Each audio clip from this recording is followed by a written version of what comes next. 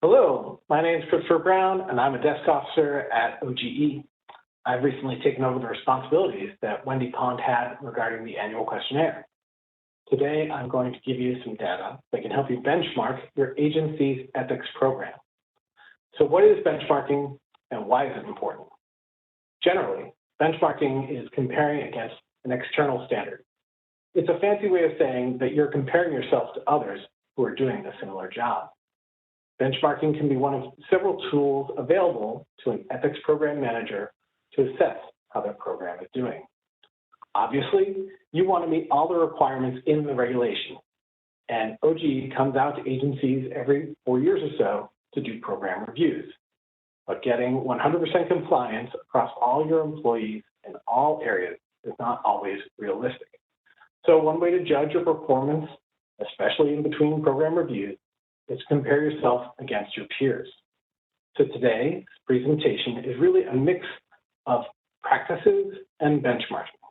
I'll have some stats and charts showing the distribution of compliance for certain program areas, specifically training and financial disclosure. But I'll also be sharing examples of specific agencies' practices that, hopefully, inspire you to apply some of these practices to your program. So let's take a look at today's agenda for this presentation. Now I'm on slide 2. Today, I will cover the following. I'll provide a quick background of the annual questionnaire. I'll focus on how agencies assessing and evaluating their programs and what changes they are implementing as a result. I'll provide some stats and examples. As mentioned, the idea is to see what other agencies are doing and to learn from and be inspired by your peers. Then I'll walk through key compliance rates for training and financial disclosure. I'll show you the distribution of agency compliance rates, and you'll see whether your compliance rates are within the majority or fall as an outlier. Finally, I'll discuss some ways OGE can consult with your agency to pull data from the annual questionnaire to help you benchmark against specific data points that are most relevant to you. Also worth noting, the COVID-19 pandemic is not on the agenda. Last year, many agencies noted the pandemic was a reason for the lack of compliance. This year, we did not see that reflected in the agency responses. Next slide. Now I'm on slide 3. It's the Ethics in Government Act that requires agencies to submit an annual report to OGE. As set out in that regulation, the annual questionnaire fulfills that requirement. We post individual agency responses online. We also post a summary online. The summary aggregates the responses and provides a short narrative overview of the results. The next slides 4 through 9, use screenshots to show you how to access the individual agency responses and the summary report. I won't go through those slides today, but I want you to have them in the presentation so you can refer to them afterwards. I'm now skipping ahead to slide 10. Okay, so here I am on slide 10. Checking in on the agenda, we're going to look at program practices, specifically how agencies conduct assessments, as well as some of the results of those assessments. Next slide. Now I'm on slide 11. In question 11, we asked whether your agency evaluated any aspect of the ethics program in 2021. 57% of agencies said they did. For reference, in 2020, 62% of agencies said they did. Next slide. Now I'm on slide 12. Then we asked agencies whether the assessment resulted in programmatic policy changes, and we asked the agencies to describe those changes. To see a full set of the responses, go to the annual questionnaire summary report. That's those slides 7 through 9, screenshots for how to get to it.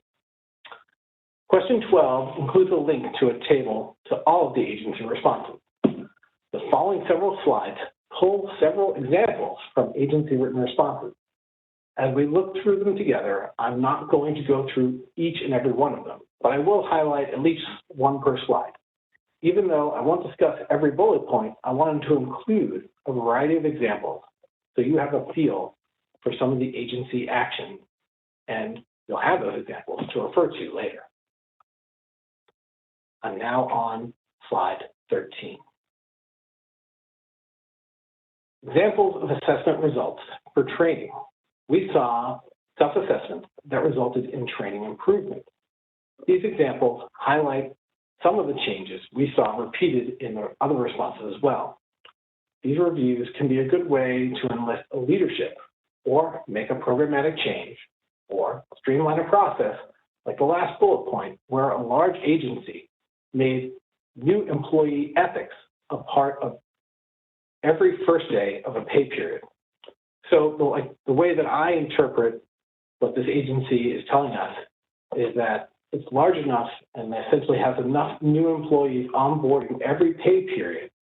So instead of having, say, a new employee's ethics training at the first of each month, they move to the first day of each pay period to capture all new employees on their first day. Next slide. Now on slide 14, examples of assessment results for counseling. Expanding consistency was the common theme throughout these responses. It appears agencies often find the audits to be a good way to develop an SOP or procedure to ensure counseling of employees stay consistent across the agency and over time. As one of the responses highlights above, developing standardized questions as a tool to used in screening for ethics concerns was a way to improve consistency for counseling. Okay, next slide. Now on slide 15. Examples of assessment results for financial disclosure. With respect to financial disclosure, a move to automation was a common theme. Whether it was to automate reminders or late notices, migrating over to integrity, or developing new and improved 450 practices, the audits seem to frequently result in greater automation. Next slide. I'm now on slide 16. Examples of assessment results for staffing and coordination. This slide is a bit more of a catch-all, from the establishment of regularly scheduled meetings to timely handling emerging issues to new coordination with HR offices that yielded positive results. The responses here were quite varied. However, to end on a positive note regarding the audits, one item that multiple agencies mentioned repeatedly was that the audits may have helped as a tool to demonstrate the workload that you are all familiar with, and at times resulted in the hiring of additional staff. Next slide.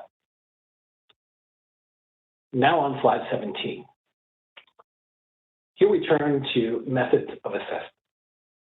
In question 22, we asked agencies whether and how they assess risk to inform ethics education and communication approaches. Of the 139 respondents, 117, so 84%, reported some kind of assessment. That's up from 81% last year. The most common approach, with 90 agencies doing it, was talking to employees about ethics concerns they encounter in the workplace.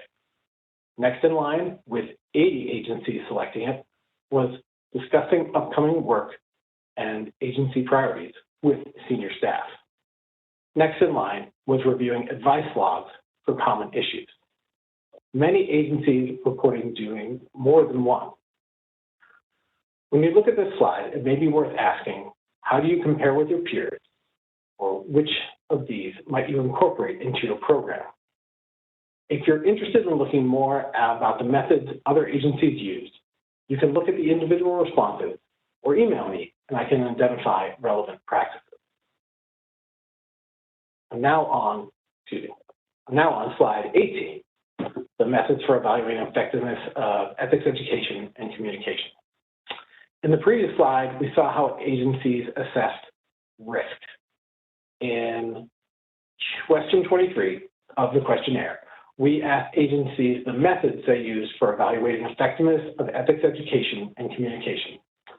Again, of the 139 respondents, this time 115 reported doing some kind of assessment. That's 83%. Some of the agencies reported doing more than one of these activities. So again, where would your agency fall on this graph? Did you do an assessment last year or perhaps the previous year? And do you have one planned for the coming year? Next slide. I'm now on slide 19. Checking in on the agenda. Let's talk about benchmarking against key compliance rates, specifically with respect to timeliness of initial ethics training and timeliness of review and certification for financial disclosure. Why is timeliness of training and timeliness of processing financial disclosures important? Well, new employees' initial ethics training is their introduction to ethics at your agency and to your agency's office resources. It's when you give them a roadmap for issue spotting, so they know when to come to you to seek advice. And financial disclosure is the opportunity to identify and resolve potential conflicts. Delays in training and reviewing financial disclosures create risks for the employee. Delays also create risks for the agency. If an employee inadvertently violates the ethics rules because the employee wasn't aware of the rules, it may undermine the agency's mission and operations. Maybe an employee participates in a grant application, an adjudication, or perhaps a procurement when they have a conflict. How does the agency remedy that situation? Well, that takes time and resources that can affect the public's perception of the agency. Or, for the few bad apples out there, misconduct that occurs before training or financial disclosure makes it difficult for the agency to show bad intent or take those personnel actions. So let's look at the data. I'm now on slide 20. In question 18, we asked agencies to report how many employees were required to receive initial ethics training and how many received it within the 3-month deadline. Starting with the column to the far right, 94 agencies reported that 96% of their new employees received initial ethics training within the 3-month deadline. That's an increase from last year. If you move one column over, you'll see that 10 agencies had between 90 and 96% of their employees complete their initial ethics training timely. And as you move to the left, it's lower and lower percentages of employees that completed initial ethics training timely. But as you can see in the far right column, the majority of agencies are doing a great job. For benchmarking, where you fall or where do you want to be? If you have a low percentage of employees who are getting timely training, what are the root causes and how can you address them? This is where reviewing the practices of other agencies can be helpful. So for more examples, you can go to that summary report. Next slide. I'm now on slide 21. It was the third year we asked about timeliness of review and certification of report. The first year we collected it, agencies were still working to implement systems, so we didn't report out on the data. So this is the second year we're reporting out the data, and let's take a look at those results. The chart shows the timeliness of initial review for both public reports and confidential reports. The public reports are in blue, the 278s. The confidential reports, the 450s, are in orange. So what does it mean to be timely? Agencies should review reports promptly, and according to regulations, should complete their initial review within 60 days, meaning you've reviewed the entire report and identified the main issues which might be missing information, technical corrections, or, of course, more importantly, potential conflicts of interest. If there are no issues, you can certify the report. We'll look at certification timeliness in the next slide. It's important to note that the 60-day deadline for review is really the outer limit. The whole idea is the agencies are starting to review sooner so that potential conflicts are identified and resolved as quickly as possible. Okay, so let's look back at the chart here, and what we see is that 116 agencies reported completing the initial review within 60 days for 95% of public reports, whereas 108 agencies reported completing the initial review within 60 days for 95% of confidential reports. And what we see there is a majority of agencies are timely in reviewing 95% or more of their reports, which is excellent. There were roughly 25,000 public reports and over 350,000 confidential reports were filed across the executive branch last year.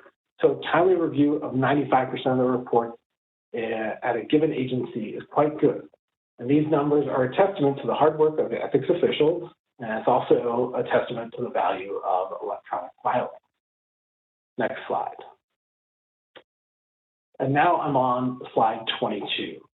So in this one, we see that 81 agencies reported certification within 60 days for 95% of public reports in blue. And 93 agencies reported certification within 60 days for 95% of confidential reports in orange.